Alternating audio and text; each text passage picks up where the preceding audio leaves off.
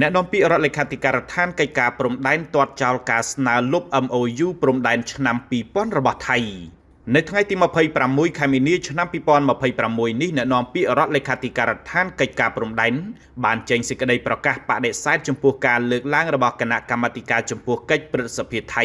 ដែលស្នើឲ្យលុបចោលអនុស្សរណៈយោគយល់គ្នា MOU ឆ្នាំ2000ពាក់ព័ន្ធនឹងព្រំដែនរវាងកម្ពុជានិងថៃរដ្ឋលេខាធិការដ្ឋានកិច្ចការព្រំដែនចាត់ទុកការស្នើលុប MOU ឆ្នាំ2000នេះថាធ្វើឡើងដោយគ្មានមូលដ្ឋានត្រឹមត្រូវផ្ទុយច្បាប់អន្តរជាតិនិងមានចេតនាកេងចំណេញនយោបាយ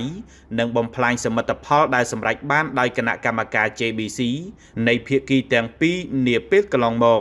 អ្នកនាំពាក្យរដ្ឋលេខាធិការដ្ឋានកិច្ចការព្រំដែនបានធ្វើការស្រាយបំភ្លឺថា MOU ឆ្នាំ2000ត្រូវបានចុះហត្ថលេខាដោយរាជរដ្ឋាភិបាលនៃប្រទេសទាំងពីរកម្ពុជានិងថៃ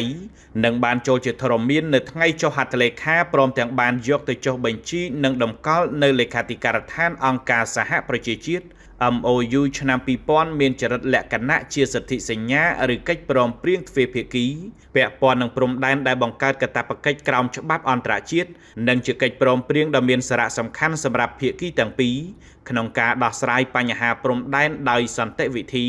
តាមរយៈយន្តការគណៈកម្មការ JBC តាមគោលការណ៍ច្បាប់អន្តរជាតិទោះស្ថិតក្នុងកាលៈទេសៈណាក៏ដោយភាគីថៃមិនអាចលើកយកហេតុផលច្បាប់និងនីតិវិធីផ្ទៃក្នុង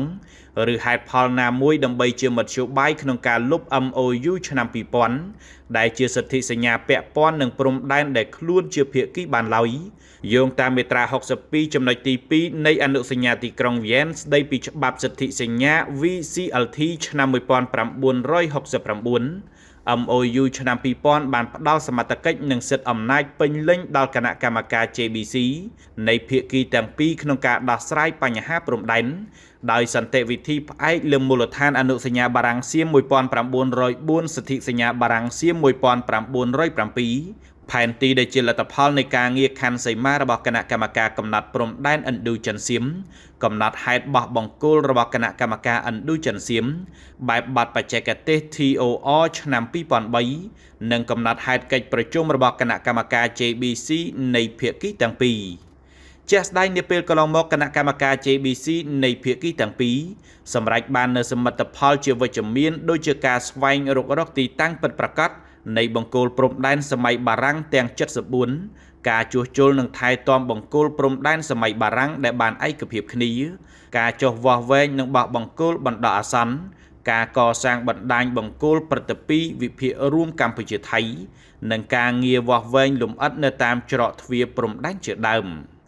អ្នកនាំពាក្យរដ្ឋលេខាធិការដ្ឋានកិច្ចការព្រំដែនបានគូបញ្ជាក់ថាការលុប MOU ឆ្នាំ2000ដោយហេតុផលណាមួយគឺមិនត្រឹមតែរំលោភច្បាប់អន្តរជាតិនិងគោលការណ៍ខ្សែព្រំដែនមិនកែប្រែប៉ុណ្ណោះទេថែមទាំងបង្កជាឧបសគ្គដល់ការដោះស្រាយបញ្ហាព្រំដែនរវាងប្រទេសទាំងពីរដោយសន្តិវិធីនិងមិនអាចឈានទៅកសាងព្រំដែនមួយដែលមានស្ថិរភាពសន្តិភាពនិងអភិវឌ្ឍបានឡើយ។